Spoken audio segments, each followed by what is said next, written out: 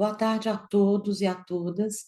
Eu queria dizer da minha enorme alegria de estar aqui hoje, uma espécie de fechamento de um ano de muito labor e para a gente comemorar junto essa data, né, que é o Natal e que tem a ver relativa ao nascimento.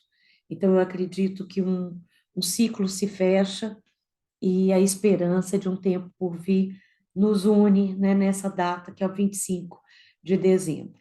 Eu fico particularmente feliz de ter a oportunidade de falar sobre um assunto que há muito tempo me interessa, que é a farofa, e principalmente falar um pouco dessa minha pesquisa, que já tem alguns anos, a minha pesquisa é vinculada ao CNPq, que eu trabalho a questão da fome. Quando eu comecei a trabalhar a fome, as apresentações da fome na literatura, o Brasil ele não estava no mapa da fome. Ele tinha saído do mapa da fome e a vulnerabilidade alimentar que hoje a gente percebe em nosso cotidiano, seja nas ruas, onde quer que a gente esteja, a gente reconhece a escassez, né? E o que tem levado as pessoas a viverem nos limites, né?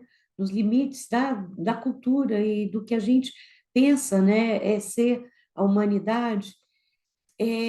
O Brasil gozava de uma outra situação em termos de aquisição de uma dieta nutritiva, de uma dieta alimentar balanceada.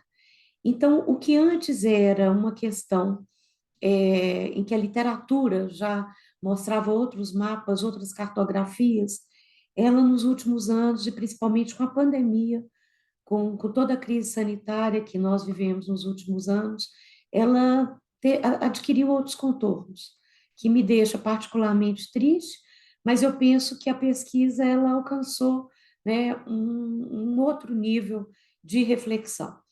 Então, quando eu comecei a trabalhar com a farofa, foi muito por um insight em que eu reconheci esse prato como uma espécie de base, né? A farofa, a gente encontra, é um prato que a gente encontra na mesa dos ricos, na mesa dos pobres, é um prato que ele está presente nas dietas da segunda-feira, de um dia qualquer, como uma data comemorativa, mas mais do que isso, era uma espécie de rubrica em que, com pouquíssimos ingredientes, se fazia um prato delicioso. E esse prato, né, saboroso e que é compartilhado nessa imensidão que é o nosso país, né, de dimensões continentais, ele só precisa, né, de ter um ingrediente que seja gordura e que tenha qualquer outra coisa e que leve uma farinha. Então, são três, né? Se a gente pensar, três grupos, mas os grupos que trabalham com reaproveitamento a maioria das vezes.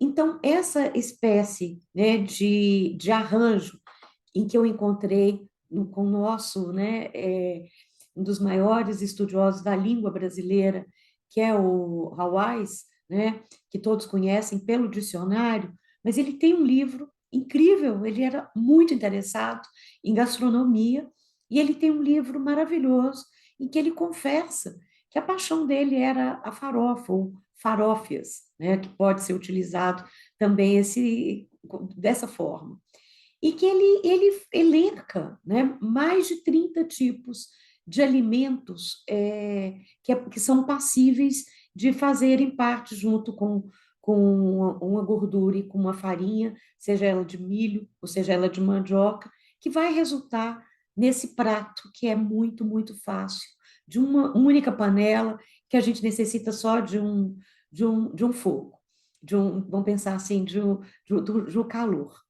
Mas o Hawais, ele fala que o melhor ingrediente da farofa é a criatividade e que é ela que dá, né? A gente não consegue, é um prato elástico, é um prato flexível, porque vai depender do que a gente tem em mãos. Então, a fome, né? E a possibilidade de invenção através, né, de gambiarras alimentares e da gente conseguir fazer alguma coisa com o que se tem, foi o primeiro passo de uma pesquisa que resultou nesse livro que chama Farofa, uma alegria popular, né, lançado pela Autêntica, em que eu faço uma espécie de antropologia alimentar. Não acredito que seja, apesar de ter mais de 50 receitas, que seja um livro de receitas, porque não era o que me movia nessa investigação. O que eu queria era muito mais mostrar que nos 500, né, quando os europeus, os portugueses por aqui chegaram, já existia uma espécie de revolução tecnológica do alimento. Por quê? As etnias, e são várias, por mais que a gente conheça mais a Tupi-Guarani, várias nações indígenas já faziam práticas absurdamente sofisticadas ao ponto de transformar que a gente, um alimento como a mandioca brava, em um produto e um cereal comestível. E não era só um cereal. A gente já encontrava tapiocas, beijus, as farinhas, a gente já encontrava bebidas como a cauim. Então, havia uma quantidade de receitas, né? E a gente pode pensar até mesmo na maniva, a maniva, na cultura, muito antes, né, desse marco que a historiografia demonstra como se fosse o encontro, né, desse branco europeu com essa diversidade de nações indígenas que eram, né, e são o Brasil, as que não foram exterminadas, já havia, então, um largo escopo de uma cultura dessa raiz, desse tubérculo, né, que se chama mandioca. Então, a mandioca, não é à toa que o Câmara Cascudo vai falar que ela é a rainha do Brasil, a mandioca, ela vai, quase 80% dos tipos, até hoje, de mandioca são brasileiros no mundo. Ela vai se tornar, nesse encontro com os portugueses, em primeiro momento, aquilo que o Sérgio Buarque de Holanda vai dizer: onde faltava o pão de trigo, o português vai encontrar o pão da terra. Então, é aí que se descobre, é aí que se descortina, né, uma quantidade imensa, por não ter a farinha de trigo, e a gente ter a carimã e outros tipos de farinha branquinhas que servem, né, não só como subsistência, como são capazes de fazerem pratos maravilhosos, né? A gente pode falar pratos em termos gastronômicos, né, incríveis que estão na nossa tradição alimentar até hoje. Então, nessa escassez, que tem também muito a ver com a fome, a farinha ela passa a ser esse alimento capaz, né, de saciar e garantir a sobrevivência nas grandes navegações, né, rumo de, por exemplo, o retorno. Então, não é só a questão da durabilidade, de ser um alimento seco, mas é um alimento que garantia não só aqueles, vamos pensar em todos os cronistas e que a gente tem, não apenas os registros em que eles vão, né, o Saint-Hilaire vai mostrar como ele viu muitos africanos escravizados morrendo porque comiam farinha pura e se engasgavam, mas a gente encontra isso, mas a gente encontra no Rugendas desenhos maravilhosos já dos africanos aprendendo com essa herança, né, indígena a fazer a farinha, e que a gente sabe que depois, né, em vários trânsitos, ela é um alimento absolutamente presente, né, em quase toda a África. Mas o que eu gostaria de marcar, e é que até mesmo esses cronistas, eles sobreviveram muito por conta dessa farinha seca que se levava no embornal e ele usava como sobrevivência quando não tinha possibilidade de ter paradas, de ter fogo, de ter mantimentos frescos, peixes, né, ou caças, etc. e tudo. Então, a farinha, ela também marca, ela no Brasil, a gente percebe que todo o litoral ele é mais, existe mais o consumo da farinha da mandioca, mas numa parte, por exemplo, em Minas Gerais, onde a escravidão foi muito forte, é o milho, que foi uma espécie de dieta desses escravizados que trabalhavam, né, muito com o corpo, né, que precisavam de bastante energia.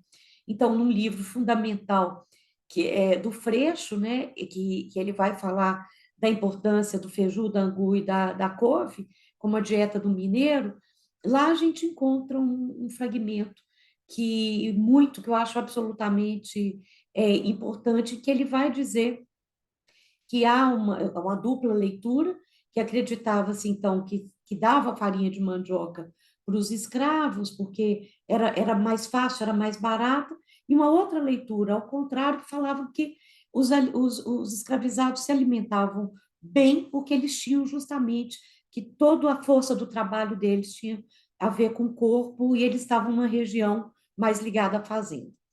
Então, a minha pesquisa, ela tem a ver com escassez, ela tem a ver com esse prato, né, e que se faz, né, de qualquer jeito, com que se tem, e é isso que me interessa.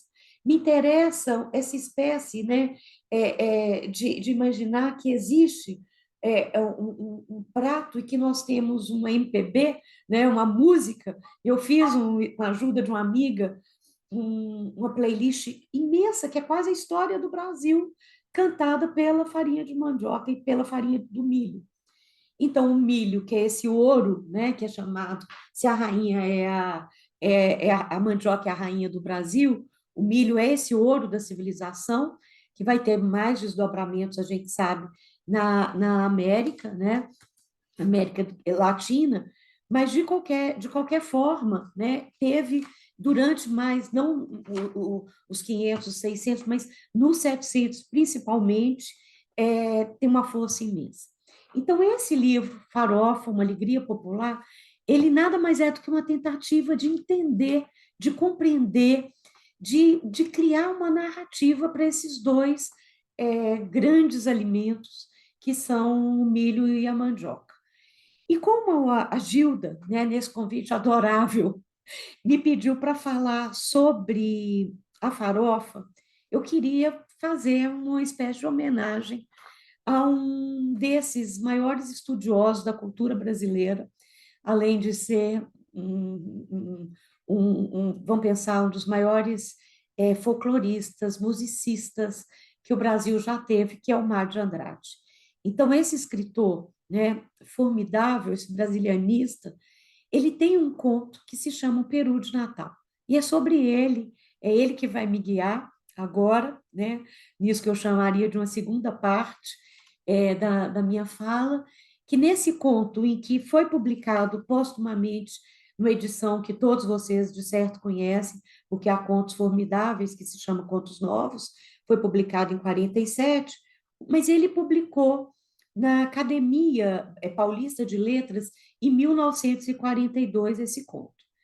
E esse conto, ele é um exemplo apenas de um repertório que, dentro da literatura brasileira, eu faço essa seleção há tempos, e a farinha, ela é uma constante, né, nessas narrativas, mas eu escolhi esse conto por uma razão especial, porque tem a ver com que a gente está aqui ao redor da mesa, né, falando sobre esse encontro que é o Natal, que tem a ver com o nascimento, mas o conto ele tem várias camadas, e uma das camadas é mostrar logo no início que eles estão vivendo um período lutuoso. O pai do Juca, que é o narrador de 19 anos, o pai morreu, e é o primeiro Natal sem aquela figura, né? Que é uma figura absolutamente, a gente está no regime patriarcal, né? E esse filho, então, jovem, ele convida, né, essa família de certa forma, mudar a maneira que se comemora essa data. E ele, então, né, ele tinha uma fama de doido, né, o doido da família, porque ele tinha umas ideias, né, muito diferentes. Ele vai, é um dos momentos que a gente poderia, com a ajuda do Roland Barthes, falar que esse conto ele contém biografias muito singulares em relação à vida do Mário. A gente percebe, então, que o Juca ele tem uma cumplicidade imensa e ama muito essa mãe, que é uma espécie de amiga, de confidente, e o pai, para ele, era uma figura absolutamente inóspita, era uma figura cinzenta, ele era um pai absolutamente. Ele vai colocar aqui que esse pai, na ceia, ele sempre comia, né, as castanhas, e que era aquele Natal absolutamente desanimado, e que o peru de Natal, sempre quando eles faziam, nunca era para eles. Eles só comiam o resto, eles só comiam a festa dos ossos. E que naquele Natal, ele queria, então, né, alterar e fazer um Natal com farofas. Então, a família recebe isso com uma certa reserva, mas acaba que ele traz uma receita da Rose. A Rose é uma espécie de crush, né, do Juca. A mãe sabe que ele está tendo uma fé com essa personagem e a receita é dela. Isso é muito interessante, porque então vem essa receita exógena, que não faz parte da intimidade do lar. Então, não é uma receita que se repete todo ano, como é comum nos natais, né? A gente repete as receitas das avós, né? Das bisavós, das mães. A gente, a gente quase sempre tem essa questão, né? De repetir a tradição. Mas não existe tradição, isso é muito importante. O termo tradição tem a ver com tradução e tem a ver com traição. Então, o que Juca vai buscar, na verdade, está no cerne da etimologia, né, dessa palavra tradição. Ele vai buscar uma espécie de traição dessa memória paterna. E o que a gente encontra é uma espécie de duelo entre esse pai morto e esse filho que está querendo, né, de certa forma, ocupar esse lugar, mas o que ele vai, na verdade, promover, e é muito bonito isso, né? O pai era um homem cinzento, era um bom errado. Olha, eu acho é incrível, era um bom errado, porque ele era o quê? Ele nunca gozou, nunca bebeu um vinho bom, ele não conseguia gozar das coisas boas da vida, diz o Juca. E ele vai ter uma espécie de duelo entre esse pai morto e a memória desse pai. Então, tem tudo a ver com essa herança católica, né, e com esse sistema patriarcal, todos ao redor da mesa, e o peru. E o que que o peru tem? O peru, né, é essa ave que é apresentada esbanjando, né, suculência, sabor. Na verdade, essa ave que nunca foi para eles, porque na época do pai eles comiam o resto. Então, ela vai oferecer uma fartura, né, nessa noite. Então, a gente percebe que o narrador, né, a família começa a choramingar quando vê essa festança, esse regozijo, e ele, então, né, de uma forma muito, de uma forma perversa, né, perversão, uma outra versão do pai, ele vai falar que aquele repasto, aquela ceia, é em memória do pai.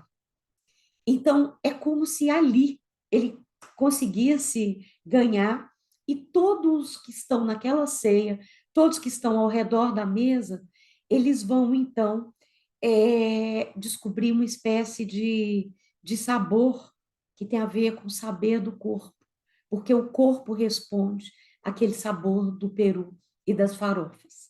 Então, são duas farofas, é a farofa de miúdo e a farofa sequinha, a farofa gorda de miúdos, a farofa sequinha de manteiga e purinha, e ele, então, vai oxigenar esses laços familiares, e esses comensais, eles passam. A gente lembra da festa de Babette, mas eu acho esse conto muito mais freudiano. Eu acho esse conto do Mário, ele vai num ponto que eu acho que lá na festa de Babette a gente não encontra, porque tem um erotismo incrível e um gesto parricida que nos lembra Totem Tabu. Em Totem Tabu, a gente sabe que Freud vai falar que os filhos matam o pai e comem pedaços desse pai para terem essa força, né? E aí essa história não acaba bem. Mas aqui no Mário, ela acaba bem porque ele vai e corta o pedaço, né? O peito, que é o pedaço mais, né, que tem mais carne, e oferece junto com cervejinha, junto com as farofas, para a mãe, que é esse amor, né, desse filho. E o conto termina, então, com o Juca saindo de casa e indo para a night, né? Indo encontrar esse amor que não é o amor materno. Né? Então, eu acho que tem essa saída também, que é uma saída muito saudável, né? É descobrir o prazer do corpo, uma outra casa que não pode ser a casa familiar. Mesmo matando o pai, não é ali que ele vai encontrar aquele prazer. Então, o conto, o Peru de Natal, para mim, é exemplar, e é ele que eu queria trazer, né? Ele está contido nessas crônicas de cozinha do Mário de Andrade, e eu queria, então, lembrar que não existe a tradição, ela não é repetição. Para a tradição ela perseverar, ela tem que sofrer acréscimos, ela tem que ser perturbada, ela tem que ter pequenas traições, né? Ela tem que ter traduções. Então, a felicidade gustativa que o filho propõe a essa família, né? A memória, vamos comer isso em memória de, né? Isso que a Igreja Católica, esse saber que nós repetimos e que faz com que os nossos laços eles perdurem, né? Apesar de anos e anos e anos, nesse mandamento em que traz a comida aliada, né? O vinho aliado ao sangue, né? E a hóstia aliada a esse alimento aliado à memória, eu acho que é fundamental para a gente pensar hoje, né? Nessa data comemorativa. O Peru, então, a meu ver, seria essa metáfora de uma liberação dos sentidos, como se o corpo, então, tivesse seus direitos, e esses direitos estivessem reprimidos por esse pai, né, esse pai classe média, esse pai que não aceita, né, nada dionisíaco, né, esse pai das normas, esse pai que queria regular, e esse filho que consegue, então, ter a voz, né, e um lugar à mesa. Eu passo agora a homenagem que eu fiz a Mário, com a ajuda da editora Autêntica, porque foi difícil, por incrível que pareça, fazer essa receita em que eu queria muito trazer para vocês a farofa como um prato absolutamente brasileiro e que eu espero que esteja também na mesa de quem tem muito pouco, né, mas que seja feliz e que tenha essa alegria gustativa, essa sabedoria que está contida na palavra saber. Um abraço a todos e Feliz Natal a todo mundo.